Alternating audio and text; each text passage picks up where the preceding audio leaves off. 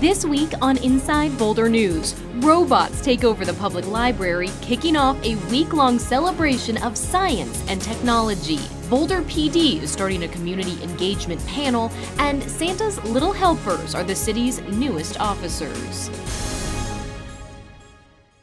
Welcome to Inside Boulder News, your chance to share your stories, get involved, and keep up to date on all things Boulder. I'm Kristen Scoviera.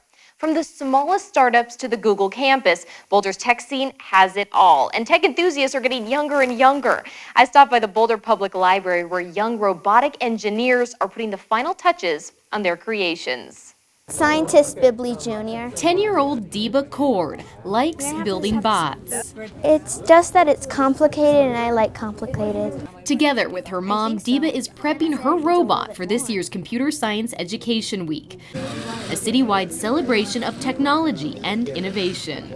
It's giving kids an opportunity to have hands-on learning and experience with computer programming and design and robots and some of the aspects of CAD modeling and 3D printing. Kathy Lane is the programs, events, and outreach coordinator for the Boulder Public Library. They're deciding if the scaffolding is going to be made out of straws or pipe cleaners, and they have to consider weight and balance with the motors on board with the robots. She says the event started in 2014 as a collaboration between the Boulder Public Library, local tech companies, and area schools. It's a chance to get kids excited about careers in STEM, science, technology, engineering, and mathematics. What are you thinking? You want the eyes out like this? I think we're training kids for jobs that don't exist yet, and they're being exposed to technologies and ways of thinking, problem solving, design thinking that will stand them in good stead for any career, regardless if it's technology based. All week long, kids can take classes on coding and website design, HTML, and of course, robots. They're constructing the hardware and the platforms and the structure for the batteries, and then also adding personality. To sign up for this year's event, running December 3rd through the 10th, visit csed.co. And to get your child involved in technology workshops year-round, visit boulderlibrary.org for more information. If you see these tiny police officers hanging around Boulder, they're just helping out for the holidays. Boulder PD swore in Santa's helpers this week. Unlike Buddy the Elf, Boulder PD's Ralphie and Pearl are fighting crime when they're not wrapping presents. The elves have been posting helpful tweets on social media. This is them properly fitting a car seat, and this is them working out before their shift. I think those are marshmallow free weights. I tried to keep up with them as they gathered evidence and assisted dispatch. You can keep up with them on Twitter and Facebook throughout the month of December. Boulder Police need your help as well. They're looking for 12 community members to serve on a special advisory board.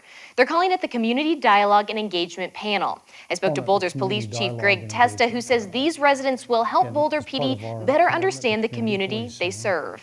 This will allow us to continue to build relationships with the community and discuss and dialogue community policing strategies.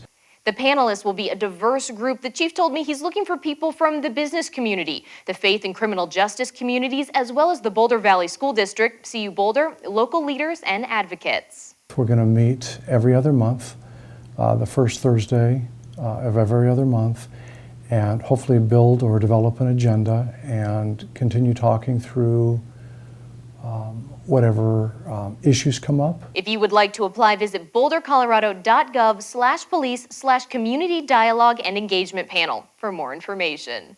Every year, the population of Boulder grows a little bit more, just under 1%. And over time, that puts a strain on our existing infrastructure. That's why there's fees and taxes on new developments to help meet the new demands from new residents and new workers. They're called development impact fees and excise taxes.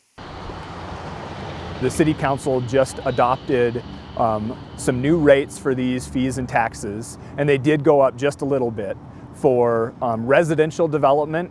When you apply it to kind of a prototypical residential development project, it increases by about $1.05 per square foot. For non-residential development, it's about a 97-cent per square foot increase. That's Senior Planner Chris Mezchik. He says these fees help the city meet the new demand by incrementally expanding our infrastructure and facilities, like the Scott Carpenter Pool. That means making sure that we have adequate multi-use paths in the community or enough books and collection materials at the library to serve all the new residents in the community. And what about the new workers that fill jobs in new commercial development? They need housing, and a portion of them need affordable housing. Chris says there's an additional fee called a commercial linkage fee that City Council just approved to help meet the needs of these new workers. And so this fee goes to help support building that additional affordable housing. So the increase that the City Council voted on was about a 25% increase to our existing fees. And that's what we'll be bringing forward for final adoption in January and February of next year.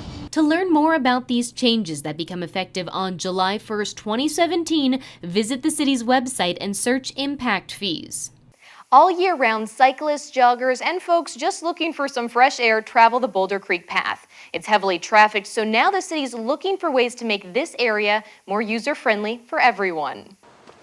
What we're proposing is adding a pedestrian path that would run along the existing multi-use path, as well as some other improvements like pedestrian lighting, interpretive signage, and doing some long-needed maintenance on the jogging path that runs along Boulder Creek from 9th Street, actually, to Evan G. Fine Park Bridge. That's Melanie Sloan, a city planner. She says the project will cost $1.9 million, funds set aside from a specific tax. This is a project that was identified in the 2014 voter-approved Community Culture and Safety Ballot Tax Initiative, and it's a safety improvement to the Boulder Creek path. We're focusing primarily between 17th Street and 13th Street. That's a stretch that runs behind Boulder High School, and then also from 6th Street to the Evan G. Fine Park Bridge. You're invited to an open house on Monday, December 12th from 5 to 6:30 p.m. at the Boulder Municipal Building to learn about project design alternatives and give feedback. For more information, visit bouldercolorado.gov/planning/Boulder Creek Path Improvements.